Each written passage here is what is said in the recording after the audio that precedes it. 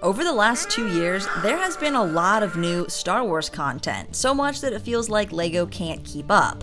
Despite producing 40 plus sets and releasing tons of new figures just in this past year, there are still so many characters that never made it into LEGO. Starting with number 10.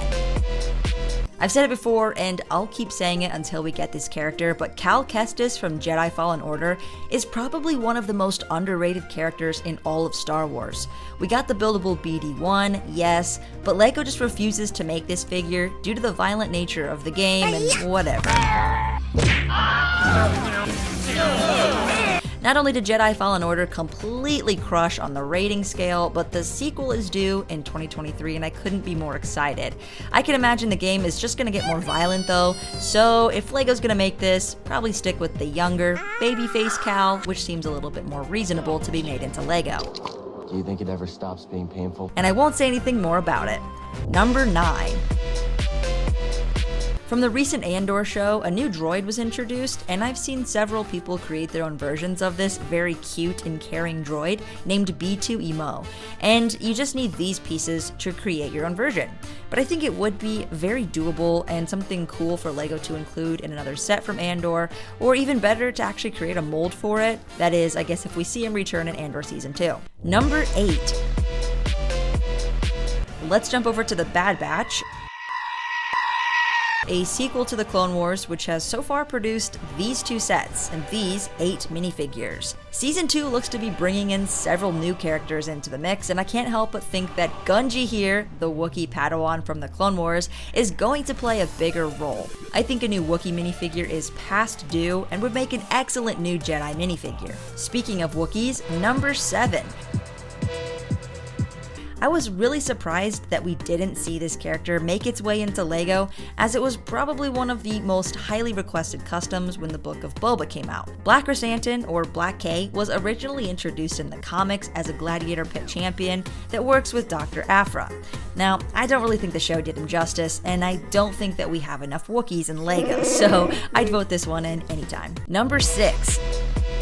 The next one sparked my interest after watching the Bad Batch Episode 1 again, where young Kanan and his master Depa are fighting with the 442nd Siege Battalion, known for their green markings. The only green clones that we've seen so far are these OG P2 Swamp Speeder clones. There's also Horn Company, and then of course Commander Gree, when he's in his P1 version and P2. But I feel like this is a no-brainer to just take this 187th clone and recolor it to green. Maybe even release a similar set to the Republic fighter tank, but with Jedi Master Depa, hey, you'd get 2 birds with 1 stone. I'm not sure what other context these clones would be in, but if LEGO can make a Legends 187th Trooper, then they can do this.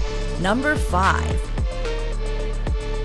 With the new release of the TIE Bomber and Admiral Sloane, it was apparent that the Star Wars fanbase really wanted a Grand Admiral with the white uniform, and I think a great way to get that would be to include Dedra Meero in the next Andor-inspired set. And it seems that the show will be getting a second season, but then again the viewership was so low, I'm not really sure what's going to happen with it. But I enjoyed it. Dedra is an interesting character, and if I were a rebel, I'd be pretty scared of her. I also really hope she works with Thrawn. This would be a fun variation with so many of the boring gray Imperial officers that we've gotten, and just another white torso in general would be great. Number 4. Saw Gerrera, a veteran of the Clone Wars and an extremist that even Luthen can't get to cooperate. He's been scattered throughout the Clone Wars, the Bad Batch, Rogue One, and now Andor, but still no sight of him in LEGO. Now, I think this could partially be due to his militant character in Star Wars, but still, he's prominent enough to be an action figure. He should be in LEGO. Number 3. This next figure isn't one that you'd immediately think of, but young Leia was probably my favorite, and at one point least favorite, part of the Obi-Wan Kenobi show.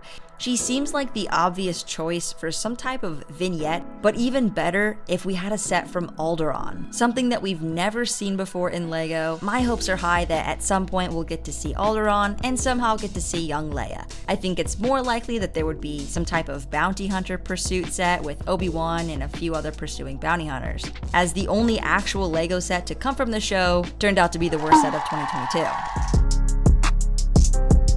Speaking of Obi-Wan Kenobi, at number 2, speculations about sets from this show started in early April, And if you didn't hear about the biggest LEGO leak fake out of this century, then you may not expect this next one. But a Qui-Gon Jinn Force Ghost was highly anticipated due to this fake hype, and I think it's fair to say that everybody would love to see a Force Ghost.